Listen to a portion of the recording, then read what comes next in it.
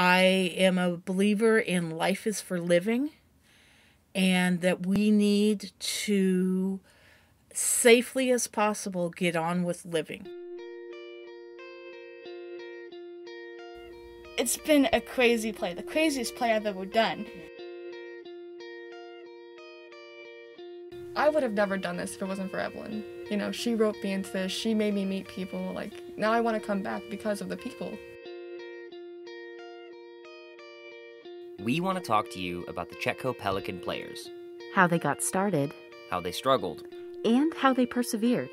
In this series, we're taking a look at CPP's 33-year history of live theater in the Brookings Harbor community. Along with the people who lived through it. I'm Caitlin Temple. And I'm Jason Liddell. And this is The Green Room. Bonus Episode 2, A Part of History. Little Women, 2020 to 2021.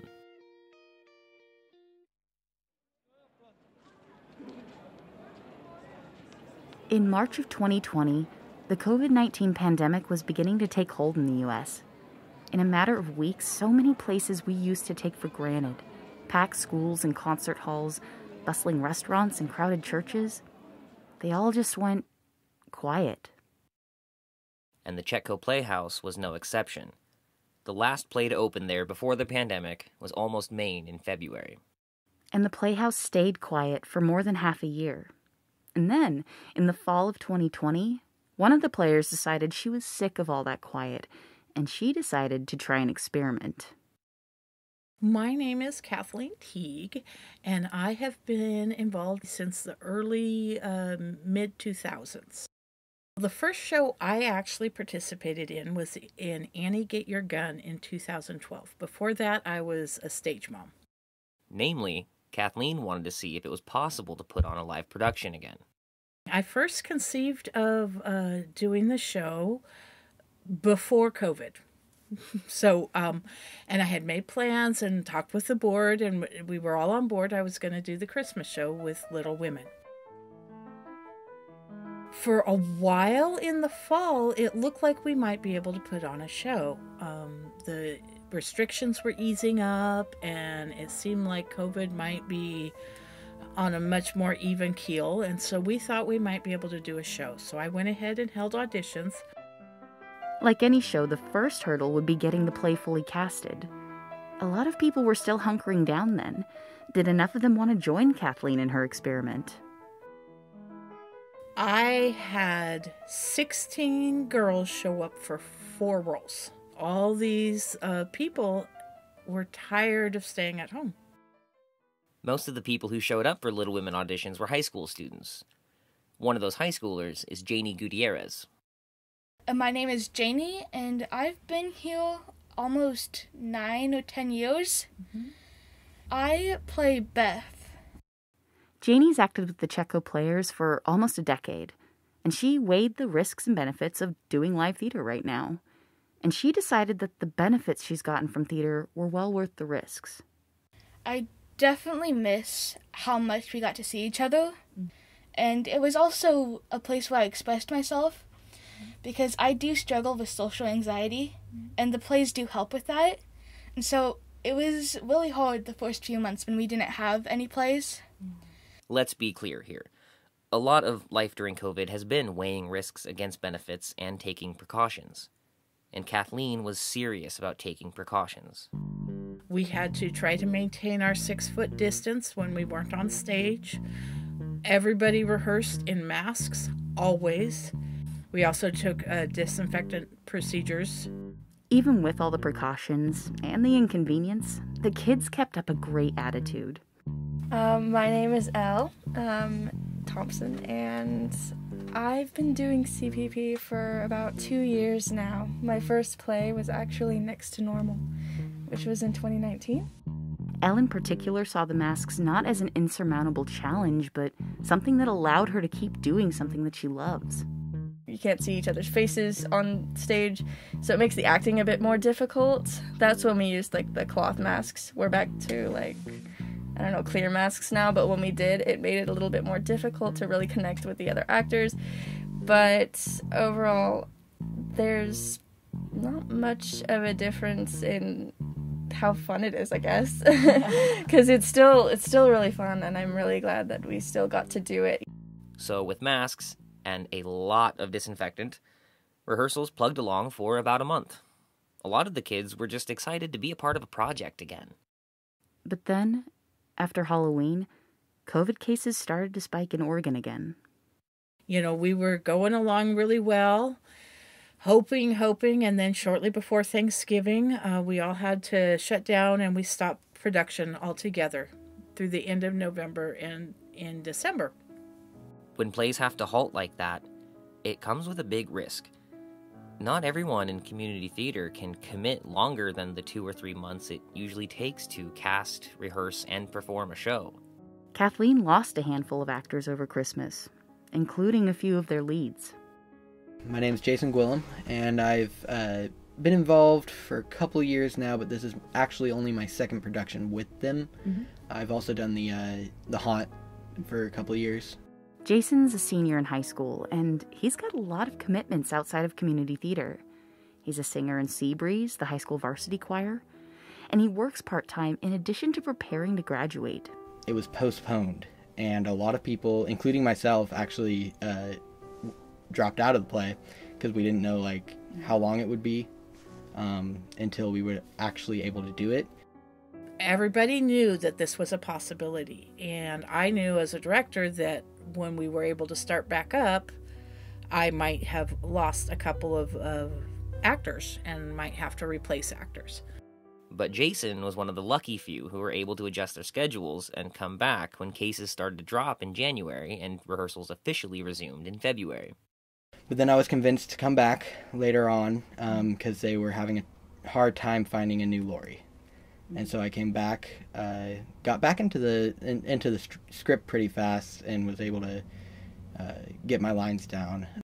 Although the way some cast members tell it, he needed a little extra encouragement. We did have to. We should tell you we did have to bribe Jason to come back because he had quit on us. In case you're wondering, the bribe was more of an incentive: a Dutch Bros gift card and free rides to rehearsal. And a lot of the encouragement that Jason got to come back came from one of the newest faces on the stage at the Playhouse, Sue Spencer, who plays Aunt March in the production. My name is Sue Spencer, and this is my very first time ever being on a stage or in any sort of community theater. Sue is a longtime audience member at CPP.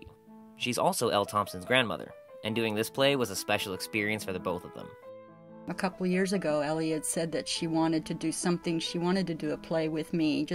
We were just walking down the street, and she said, "I want to do a play with you, Grandma, before I graduate from high school," And I thought, "Oh, yeah, right. No, that's not ever going to happen, But then she asked me to come and try out for Aunt March, and I got excited about it, because I have both granddaughters in it. I have Elizabeth and I have Samantha in it, and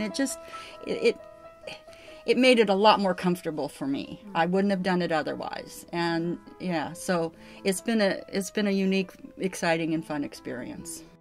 We get to share on screen, on stage moments, and then we share off stage moments because we're family, and it's really fun because I love her, right? And so, but Joe doesn't exactly love Aunt March, and so it's really fun to act that way too. Nobody likes Aunt March. Well, there's got to be an antagonist in every play, And Sue isn't the only new face at CPP this year. Michaela Shiro, one of the new teen actresses, got involved because, well, why else? Her friend dragged her along for the ride. This is my first time doing anything for CPP. I think Belle suits me. I like being Belle. And super fun rehearsals. It's like the highlight of my days. She was dragged along by her friend and CPP member, Evelyn Behannon. My name is Evelyn. I have been involved with CPP technically for 2.5 years, but my first show was 2 years ago this April. And what show was that? Romeo and Juliet. When rehearsals resumed in February, Evelyn was one of the people who'd had a minor part in the beginning, but was reassigned to a leading role. And she wasn't complaining about it. I definitely I was so looking forward to it when we first started back up in January. And then Kathleen told me that the old actor that was Meg couldn't do it anymore. And she's like, how would you feel in being Meg? And I was like, very good. I would love having that. And I've been happy playing Meg. And I don't know if I'd love being Meg. So I've been having lots of fun being Meg. Janie Gutierrez has played the same part the whole production, and she needed to take a moment to reflect on how many casting changes happened in the 6 months it took to get Little Women to performances. It's never been more than 2 months on normal plays, but so this is definitely the longest.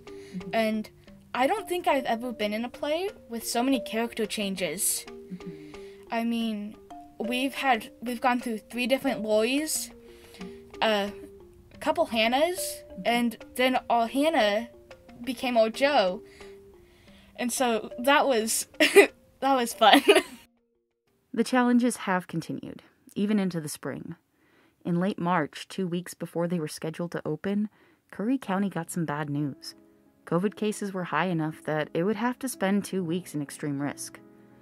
So instead of having a traditional opening night, the cast performed for a set of cameras on April 3rd. And that performance is going to become a DVD that the theater is selling later this spring as a fundraiser. They do get to perform their final 2 weekends, though. Curry County dropped back down to high risk on April 9th, which means they get to perform to socially distanced audiences of no more than 20 people. But if you ask any of these teens, they'll tell you it's been worth it for the connections they've made and sustained this year.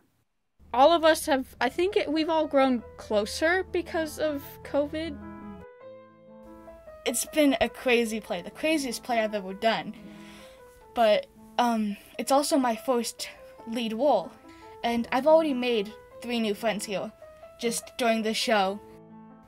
A much longer time with the cast, a longer time to get to know them, which I think is actually pretty awesome. I've become good friends with some of the people that I just met during this production. I would have never done this if it wasn't for Evelyn. You know, she roped me into this, she made me meet people, like, now I want to come back because of the people. It makes people either smile or laugh. It brings people together. And Kathleen, the director who started this crazy experiment, could not be prouder of her cast. I am a believer in life is for living, and that we need to, safely as possible, get on with living. And so, which is one of the reasons I decided to go ahead and try and produce the show, even though we are not totally clear of COVID yet. I just want to say that this cast, they are troopers, absolute troopers. Like I said, they have been rehearsing in masks. I know that we've all been wearing masks for a year, but if you ever tried to project through a mask, you might have a lot of respect for these kids doing this. And I am so pleased with each and every one of them. And of course, everyone was eager to tell us what they were looking forward to most when the theater can open fully again. I think I'm just gonna be happy that we won't have as many complications going forward doing plays. There will be more productions, and more ability for us to vary our characters again. Oh yeah, just I want to be part of an audience again, you know. I want to come and see them, you know. Any play they do here, I will come and see. I became a member, you know, because I believe in supporting local arts and having something like this, and I see it a lot differently now, being on the other side of it. How much work is really involved in it. And we should mention, we're pretty proud of them too. Thanks for listening to this bonus episode of The Green Room. We'll be back with another full episode this summer.